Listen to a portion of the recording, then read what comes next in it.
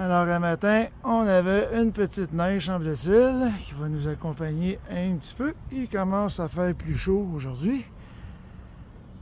Donc là, on va descendre en bas et on va aller brancher le bateau en même temps pour peut-être avoir de la batterie cette semaine. Voilà. Et là, on recule et voilà. Ça, c'est dans l'environnement de travail.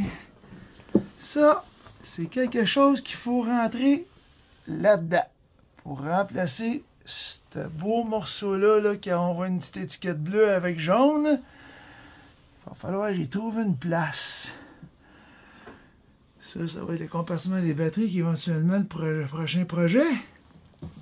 Et si on recule, parce que vous voyez que l'espace est quand même assez contigu, on a mis les sofas là et les coussins là aussi.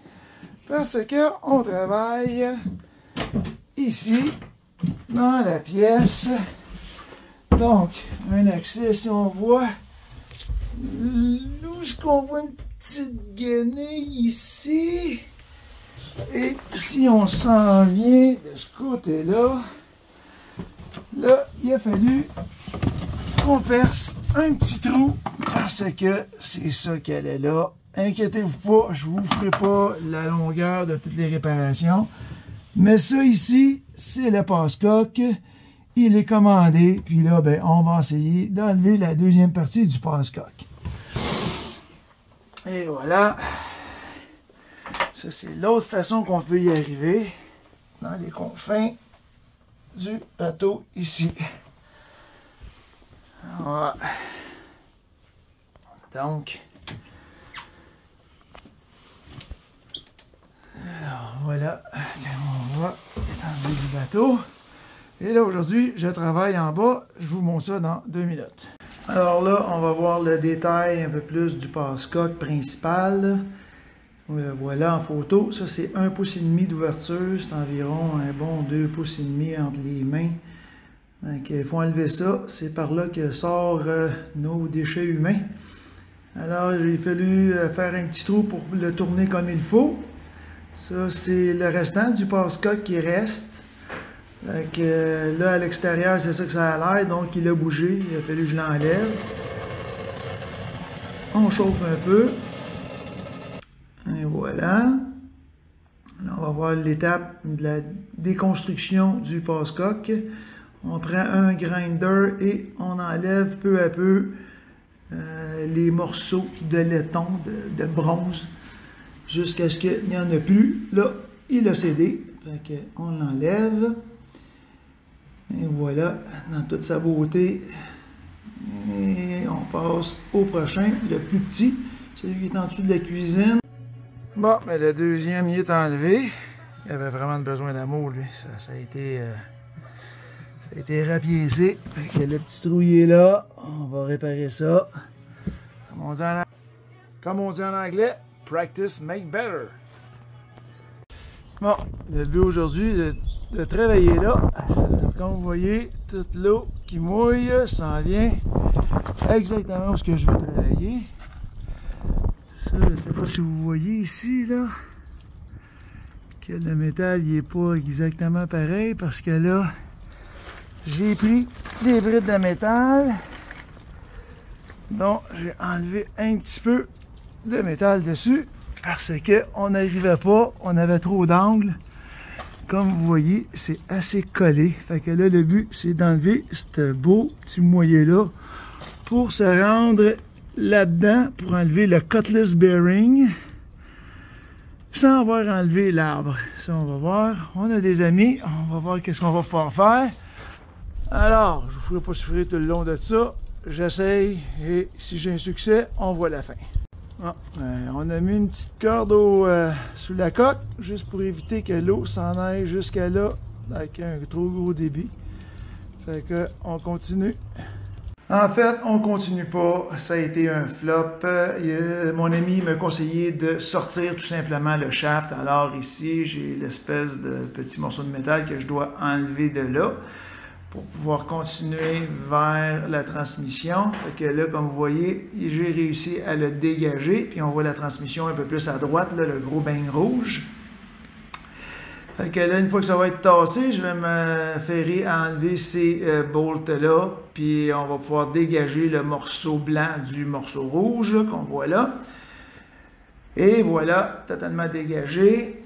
Alors là, il nous reste à enlever l'espèce de beigne de métal pour pouvoir passer le shaft à travers le bateau. Et voilà, on a mis du tape noir. Ça, c'était la suggestion de mon ami qui travaille là-dedans pour pas maganer les cils. Puis là, une fois enlevé, ben, j'ai réussi à enlever mon cutlass bearing, mais comme vous voyez, non sans un petit dommage. Et là, on voit l'arbre de transmission complètement sorti chez le fournisseur qui va m'aider à le changer, qui est mon ami. Bon, ben l'arbre est de retour, alors procédure contraire, on rajoute du tape électrique rouge et on lubrifie la surface pour pouvoir réentrer l'arbre dans le bateau. Et voilà la position. Alors le trou il est un petit peu plus à droite, on ne le voit pas très bien à cause de l'angle de la photo. Fait qu'on va glisser tranquillement vers l'intérieur en s'assurant de ne pas briser le seal. Et on va ici voir comment l'alignement avec la transmission était parfaite. Merci à Dominique de Service Marine Canada. Il a fait une belle job. Puis écoute, on était bien contents. Alors, et voilà le final. Avec le cutlass bearing inséré, vous voyez le beau petit ring doré avec le shaft qui est prêt à recevoir l'hélice. Ici, on retourne à la reconstruction des passe-coques, donc nettoyage de tout ce beau mastic-là, pour ensuite sabler un peu. On va remettre un petit peu de peinture. Ici aussi, un peu de peinture à rajouter où il y a du vert. La photo est un peu floue. Alors là, on remet de la peinture à bateau. Et ici, on met beaucoup de pâte pour insérer le passe-coque. Et voilà, on voit un petit peu le débordement. Vue de l'intérieur, on visse le tout. Et voilà le plus gros, 1,5 pouce. Alors, on le tape un peu parce que je suis seul, donc il faut qu'il tienne. Et on visse le tout. Et voilà le résultat final avec les écrous à l'intérieur. Et il va ne rester qu'à mettre les valves. Le projet aujourd'hui, un des projets, c'est d'enlever ça. La mousse est bien finie. Comme vous voyez, quand on l'écrase, elle ne revient plus à sa forme. Là. Elle reste complètement écrasée. Puis là, elle est tout en train de s'effilocher sur le moteur parce que j'ai fait quelques réparations. Et là, on voit la mousse partout parce que dès qu'on l'accroche, bah, ça tombe. Fait que, on continue, on nettoie tout ça. Bon, ben, comme tout bon capitaine, j'ai mon perroquet. Alors, capitaine et perroquet, Sammy! Ouais, Sammy! Bon, évidemment, je vous ai fait un tout-ski du vendredi à la cafétéria. Alors, un petit peu de tout dans cette vidéo. C'était énormément de travail, étant donné que je ne peux pas structurer ça. Et j'aurais probablement de la misère si je me fie à ma blonde. Mais le fait est, c'est que certaines choses, on doit attendre. Fait que ce que je fais, c'est que je passe de A à B à C à B à D, puis on s'en va de même d'un bon pilon.